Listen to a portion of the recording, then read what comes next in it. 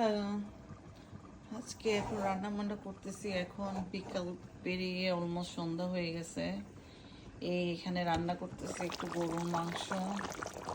মনটা যদিও অনেক খারাপ, এই যে ঢাকাতে যে ঘটনাটা হয়ে গেল বিমান। আহারে, আমার মেয়েকে, আমি বুড়ি এখনো পর্যন্ত আমি প্লেন যখন আমার বাড়ির উপর দিয়ে যায় আমার অনেক ভালো লাগে। আমি অনেক ইভেন তো আমি ভিডিও করি, এত ভালো লাগে। এই বাচ্চাগুলা হারে, এই এই প্লেনটাই ক্রাশ হলো বাচ্চাদের উপরে। এটা কি খুলছে, এই প্লেনটাই ক্রাশ হইলো বাচ্চাদের উপরে, কতটা দুঃখজনক। মানে ওদের পরিবারে যে কি অবস্থা, আমি বুঝাইতে পারবো না, জানি না। সবারই এমনই হচ্ছে, কষ্টই হচ্ছে সবার।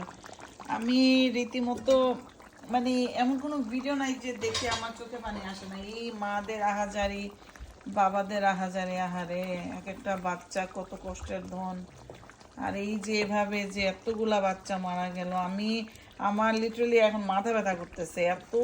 এত দেখছি, দেখতে চাই না। পুরা শরীর যখন আসে আমি তো দেখিই নাই, কিন্তু তারপর ওই যে কতজন বাচ্চা মারা গেল বা বাবা মায়ের আহাজারি, আহারে এগুলা দেখে এত কষ্ট লাগে।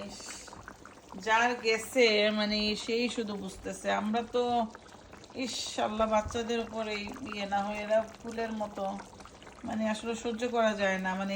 নিজেরা যখন মা হওয়া যায়, এইটা হচ্ছে টক।